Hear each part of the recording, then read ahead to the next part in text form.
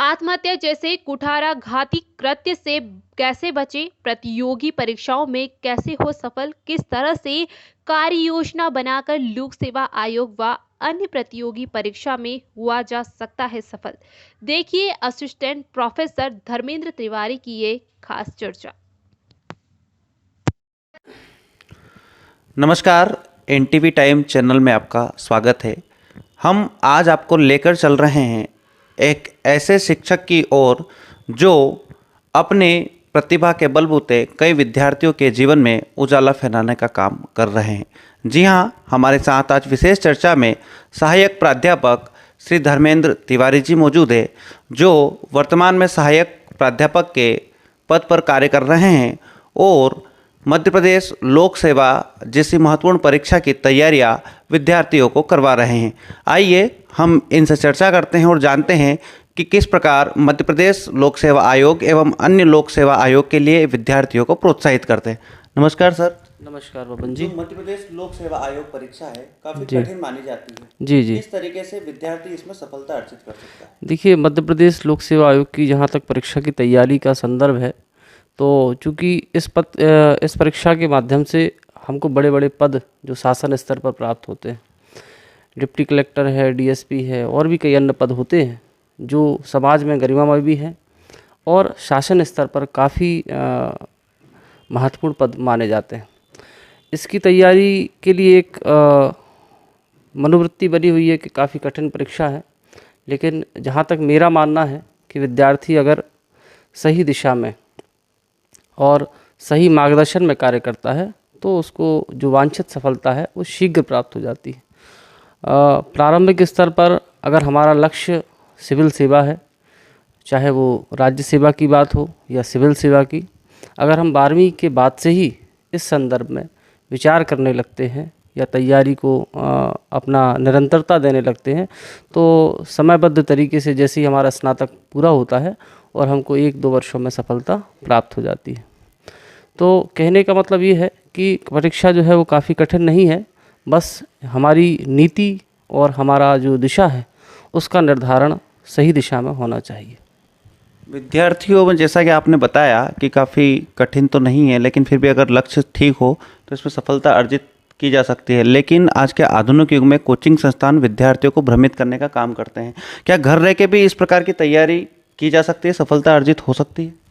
देखिए, जहाँ तक इस परीक्षा में सफल और प्रतिभाग करने की बात है तो विद्यार्थी के लिए आवश्यक नहीं है कि वह किसी भी कोचिंग संस्थान का सहारा ले। कई सारी प्रमाणिक पुस्तकें हैं, जैसे कि इस परीक्षा का पहला जो भाग है वो यही है कि विद्यार्थी का स्नातक पूरा होना चाहिए। स्नातक से तात्पर्य ग्रेजुएशन है जो कॉलेज स्तर पे हमको प्राप्त होता है। तो अगर विद्यार्थी चाहे तो कॉलेज स्तर पर जो हमारे प्राध्यापक बंधु रहते हैं उनके सानिध्य में भी तैयारी कर सकता है और किसी कोचिंग संस्थान में उसको जाने की आवश्यकता नहीं है। कहने का तात्पर्य यह है कि किसी भी प्रकार की आर्थिक बाधाएं जो कोचिंग संस्थान के स्तर पे लोगों को ज्वाइन करते समय आती हैं, तो मुझे नहीं लगता कि इस तैयारी के लिए किसी विशेष कोचिंग की आवश्यकता है। हाँ, आपको एक मार्गदर्शक की आवश्यकता होती है जो आपको उचित दिशा में आपको चलना सिखाता है। और मुझे ऐसा लगता है कि चूँकि स्नातक स्तर पर हमारे प्राध्यापक बंधु कार्य करते हैं और बहुत ही योग्य होते हैं, तो अगर बच्चे उनसे इंटरेक्ट करें, उनके सामने अपनी समस्याएं रखें, उनके सामने अपने मिशन विज़न की चर्चा करते हैं, तो मुझे लगता है काफ़ी कुछ सहायता उनको प्राप्त हो सकती है। तो ये आवश्यक नहीं है कि वो कोचिंग करें और जहाँ पर है उसी स्तर पर भी वो तैयारी आसानी से कर सकते हैं। बस दिशा की आवश्यकता है जो उन्हें एक अच्छे मार्गदर्शक से प्राप्त हो जाती है। जो लोक सेवा आयोग की परीक्षाएं होती है वो 3 स्तरों में होती है, प्रारंभिक, मुख्य परीक्षा और साक्षात्कार। काफ़ी लंबा समय विद्यार्थियों को इसमें देना पड़ता है। उसके बाद लंबा समय हो जाता है, कई बार असफल भी हो जाते हैं, डिमोटिवेट हो जाते हैं और आत्महत्या जैसे प्रयास भी विद्यार्थी कर लेते हैं। इनसे बचने के लिए विद्यार्थी किस दिशा में प्रयास करें तो इस तरीके से बचा जा सकता है? देखिए, इस परीक्षा में सफलता का पहला मंत्र तो यही है कि धैर्य आपको रखना सीखना चाहिए। अगर नकारात्मकता आप पर हावी हो रही है तो फिर मुझे नहीं लगता कि आप इस परीक्षा में बैठने लायक हैं। और अगर आपने यह दृढ़ निश्चय किया है कि मैं वास्तव में एक सिविल सेवक बनूंगा, तो क्योंकि अभी तो आप परीक्षा को पास करेंगे और जब विभाग में आएंगे, जब अपनी सेवाएं देंगे, तो उस समय तो तनाव का स्तर और दबाव की जो स्थिति रहेगी उसकी तो आप कल्पना भी नहीं कर सकते। अगर तनाव और दबाव को सहन करने की क्षमता आपको तैयारी के स्तर पर नहीं आती है, तो मुझे नहीं लगता कि ज्वाइन करने के बाद तो और भी ज़्यादा समस्याएं आएंगी। तो ऐसी स्थिति में कि अगर तनाव, देखिए मानव है तो स्वाभाविक रूप से तनाव और दबाव तो होगा। अब बात यह है कि उस समस्या उत्पन्न हुई है तो उसका समाधान भी होगा। तो विद्यार्थी के लिए ज़रूरी ये है कि वो अपने मार्गदर्शक, अपने गुरु से बात करे, अपने माता पिता से बात करे, या तैयारी से संबंधित जो अच्छे व्यक्ति हैं, जो उसके मार्गदर्शक हैं, जो उसके लिए आइडल होते हैं, उनसे बात करें। मोटिवेटेड होने के लिए जो है वो अच्छी अच्छी किताबें पढ़ें, अच्छे समाचार पत्र पढ़ें, और कुल मिला के एक सकारात्मक जो माहौल होता है उस माहौल में रहने की कोशिश करें। कहीं ना कहीं मुझे लगता है कि इस संदर्भ में परिवार की भी एक बड़ी भूमिका, मित्रों की बड़ी भूमिका होती है कि उनको भी इस बात को समझना चाहिए कि संबंधित छात्र छात्राएं जो हैं वो एक बड़ी तैयारी कर रहे हैं और उसमें समय भी लगता है, उसमें धैर्य भी ज़रूरी है। तो हमको बतौर नकारात्मक बातें करने के बगैर मतलब कहा जाए कि परिणाम मूलक सोच ना रख के कि हम किसी व्यक्ति का मूल्यांकन केवल सही और गलत से करें, ऐसी सोच हमको नहीं रखना चाहिए। परिवार और मित्रों की भी जवाबदारी है, प्रोत्साहित करना चाहिए। हर असफलता में सफलता छिपी होती है। ये बात जब हम संबंधित के साथ करते हैं, ऐसा आचरण व्यवहार रखते हैं, ऐसा परिवेश का निर्माण करते हैं, तो मुझे लगता है कि इन सकारात्मक बातों का मानव की मनोवृत्ति पर बड़ा प्रभाव पड़ता है। मनोवैज्ञानिक रूप से व्यक्ति जब मजबूत होगा तो उसकी सफलता की संभावनाएं भी बढ़ जाएंगी। क्योंकि जहाँ तक मेरा मानना है कि पढ़ाई के अतिरिक्त मनोवैज्ञानिक मजबूती भी बहुत ज़्यादा ज़रूरी है। पीएससी जैसे कि मध्य प्रदेश लोक सेवा आयोग, अन्य लोक सेवा आयोग के लिए भी काफ़ी मानक पुस्तकें बाज़ार में भी उपलब्ध हैं। आपने भी कुछ पुस्तकें प्रकाशित की है, जैसे तथ्यात्मक मध्य प्रदेश हुआ, उसके अलावा 5 मार्कर हुआ। ये पुस्तकें आपने प्रकाशित की, किन किन तथ्यों को आपने समाहित करने का प्रयास किया है? देखिए, मैं जब लेखन कार्य करता हूँ और अभी जो मेरी किताबें हैं वो सब मेरी पिछली जॉब, मतलब मैं जब यूपी में पदस्थ था तो उस दौरान मैंने लिखी थी। मध्य प्रदेश जब से आया तो कोई नवीन किताब तो नहीं लिखी, यहाँ वही किताबें अपडेट होती रहती हैं।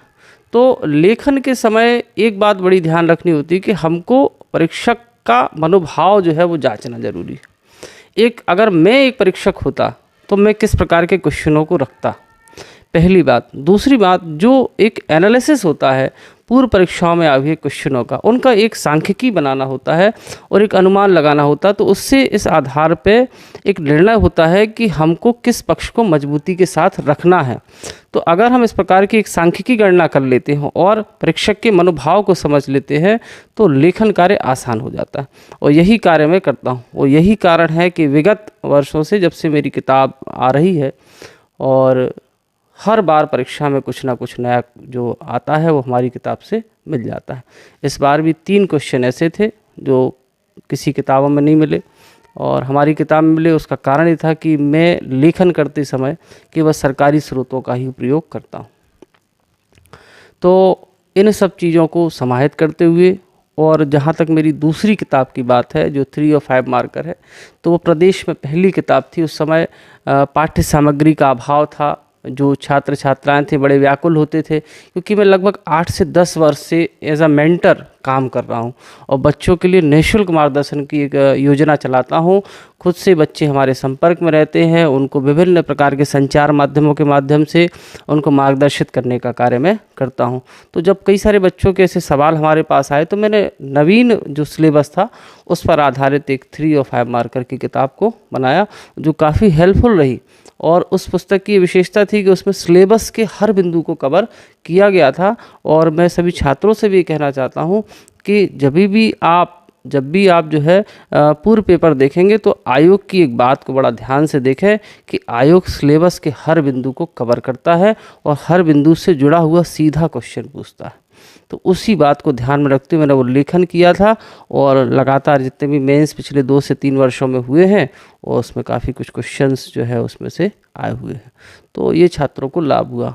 तो अब आगामी भी योजनाएं हैं। मैं सोच ही रहा था कि सारा कुछ जो पाठ्य सामग्री है उसको बनाऊं और एक निःशुल्क तौर पर मैं सभी लोगों के लिए उसको वितरित करूँ। ख़ास तौर पर उनके लिए जो बच्चे आर्थिक रूप से कमज़ोर हैं, जो बच्चे किसी कोचिंग संस्थान में नहीं जा सकते हैं। अभी भी कई लोग जुड़े हैं, बच्चे पूछते हैं, क्योंकि ये एक बड़ा कठिनाई का दौर है और पिछले 2 वर्षों में तो स्थिति और ख़राब हुई। लोगों के पास 200-300 रुपये की किताब खरीदने के पैसे नहीं रह सकते हैं, वो लोग 2 लाख और 3 लाख की कोचिंग कैसे अदा करेंगे। तो कहीं न कहीं एक छोटा सा प्रयास है जो अपने स्तर पे कर रहा हूँ, जहाँ भी रहता हूँ वहाँ बच्चों को इनकरेज करने का कार्य करता हूँ। अपनी पुरानी पोस्टिंग के दौरान भी मैं जब गाज़ीपुर में था तो वहाँ पर भी मैंने बच्चों को काफ़ी इनकरेज किया, और जब मैं पहुँचा तो ग्रामीण अंचल का कॉलेज था और वहाँ जो छात्राएँ थीं उनकी संख्या छात्रों से ज़्यादा थी, और वास्तव में गांव में जो कॉलेज खुलते हैं उनका वरदान केवल छात्राओं को मिलता है, छात्र तो कहीं भी अध्ययन कर लेते हैं। तो वहाँ भी तैयारी का एक मोटिवेशन पैदा किया, और वहाँ आरक्षक की भर्ती में भी कई सारी बच्चों के अलावा बच्चियाँ भी निकली, तो ये मेरे लिए एक सफलतापूर्ण बात थी। वहाँ भी मैं एक निःशुल्क कार्यक्रम के रूप में कभी कभी जनरल नॉलेज की क्लास भी लेता था, मोटिवेशन भी देता था। तो अब आगे भी प्रयास है कि कभी समय मिलेगा तो हम भी अपने स्तर पे यहाँ भी कुछ निःशुल्क प्रोग्राम पढ़ाने का या कुछ भी है, अगर मौका मिलता है आगे तो ज़रूर करेंगे, एक टीम बनाएंगे।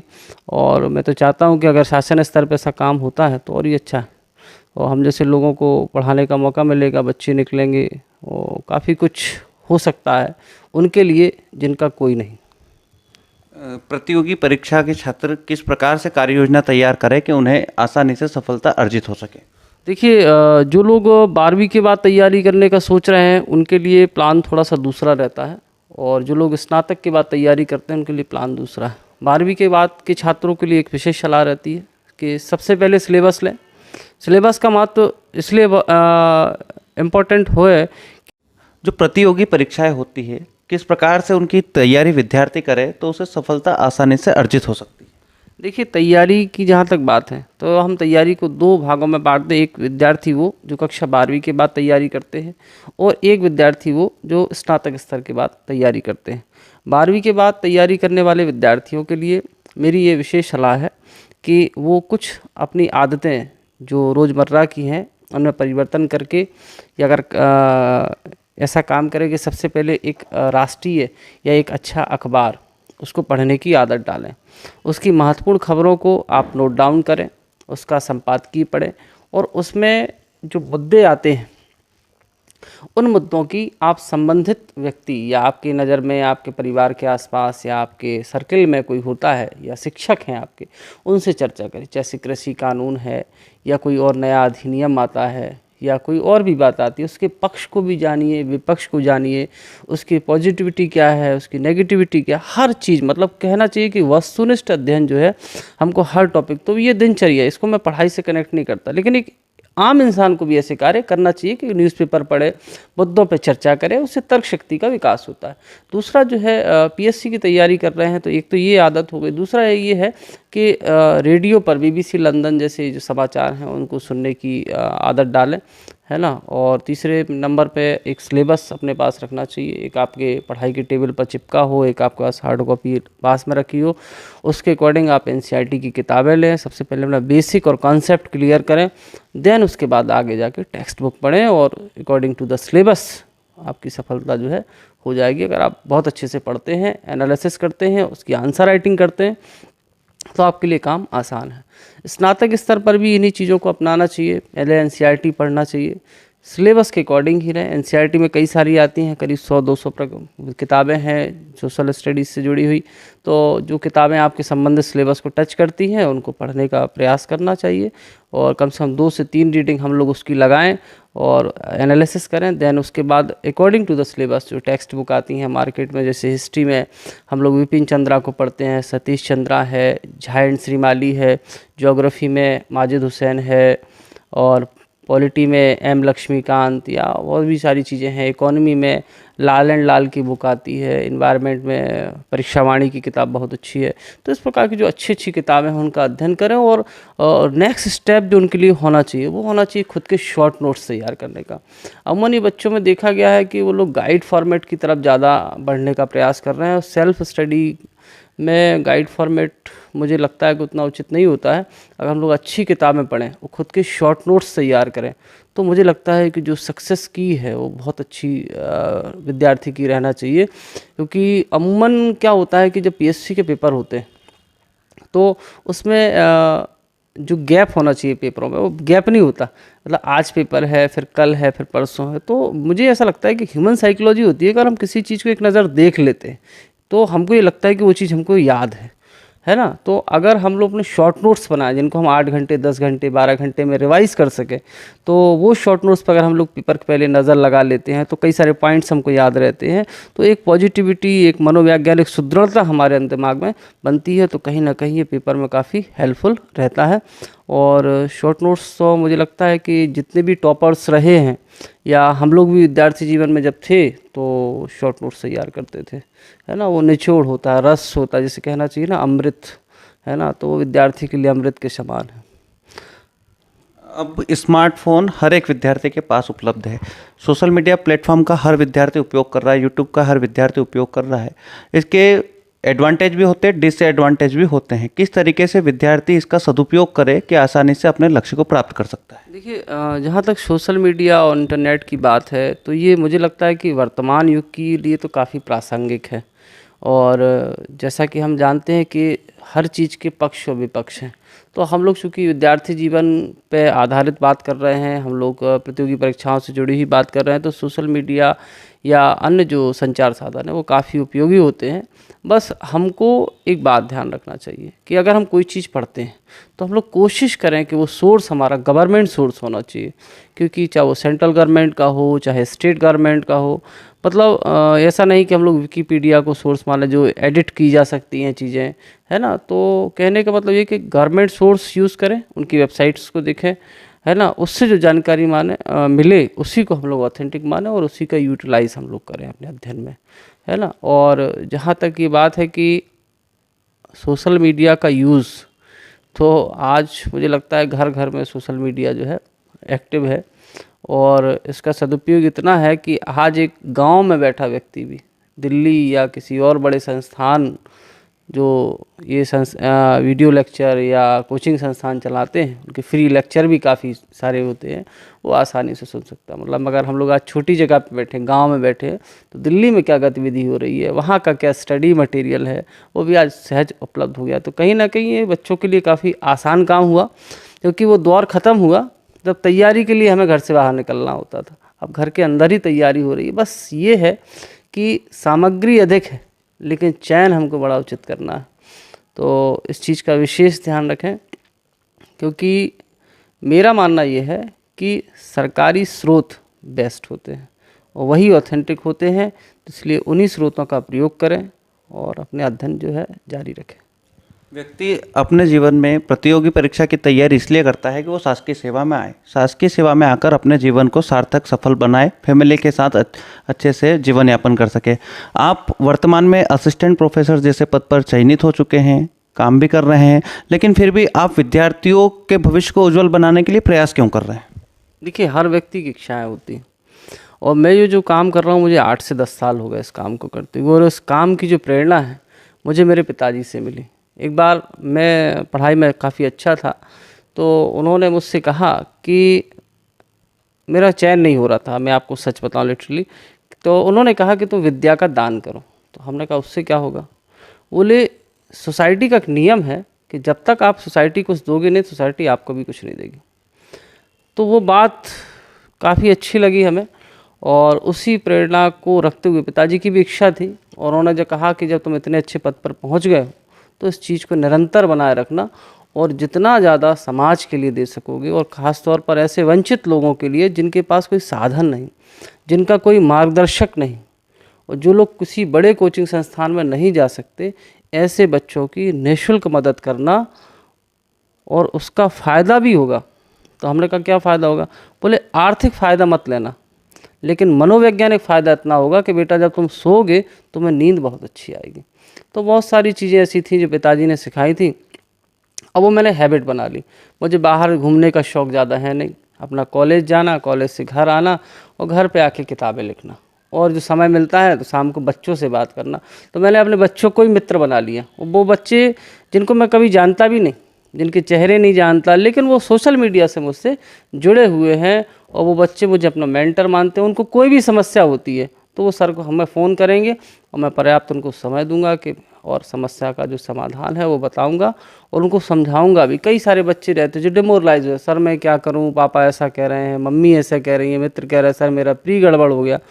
तो उनसे बात करके उनका जी हल्का करना, उनको मोटिवेट करना कि भाई अभी जीवन शुरू हुआ है और भाई जब असफल होगे तभी तो सफलता की सीढ़ियाँ चढ़ोगे। तो कुल मिला के इसको मैंने अपनी हॉबी बना लिया और मेरे परिवार की तरफ से, मेरी पत्नी है और मेरी माता जी हैं, सबकी तरफ से मुझे सहयोग मिलता है और मुझे कुल मिला के अच्छा लगता है दिल से।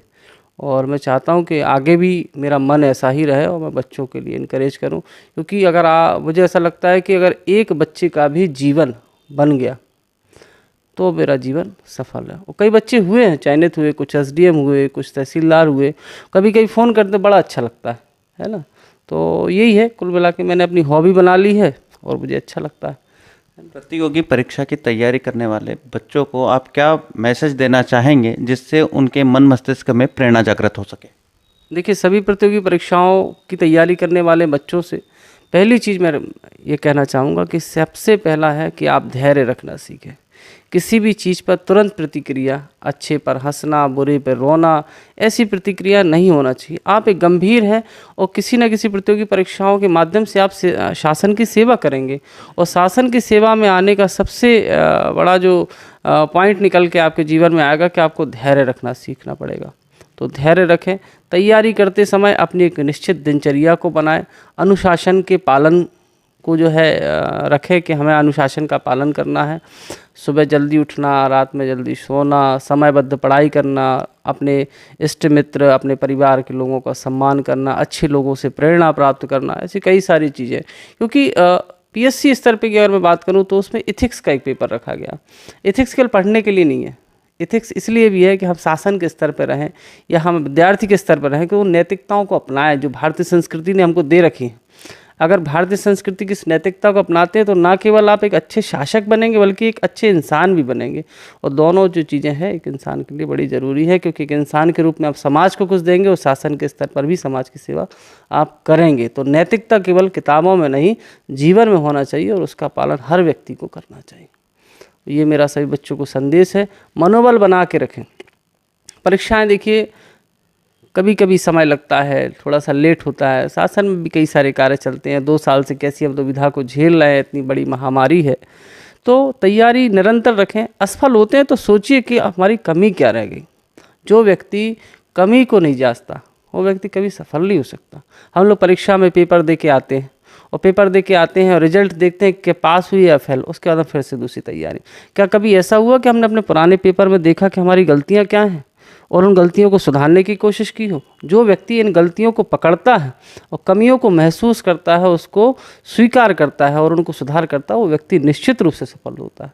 तो ऐसे सभी विद्यार्थी जो असफल हो गए हैं मनोबल को बनाए रखें, क्योंकि सफलता बड़ी स्वर्णिम होती है, लेकिन सफलता की सीढ़ियों पर हमको असफलताओं के कुछ कदम जो है चलना पड़ते हैं। तो असफल हुए तो कोई निराश होने की आवश्यकता नहीं। अपनी कमियों को पहचानिए, उसकी कमजोरी को मजबूती बनाइए, सफलता 110% आपको मिलेगी। ये थे हमारे साथ मध्य प्रदेश राज्य सेवा आयोग एवं अन्य प्रतियोगी पुस्तकों का लेखन कार्य करने वाले सहायक प्राध्यापक श्री धर्मेंद्र तिवारी जी, जिन्होंने बताया कि विद्यार्थी अगर अपने लक्ष्य के प्रति एकाग्र होकर अध्ययन कार्य करता है तो निश्चित ही उसके जीवन में सफलता का समावेश होता है। कुल मिलाकर कहा जाए कि असफलता से न घबराकर लगातार सफलता के लिए प्रयास अगर किए जाए तो निश्चित रूप से विद्यार्थी के जीवन में सफलता एक दिन स्वयं आकर वर्ण करती है।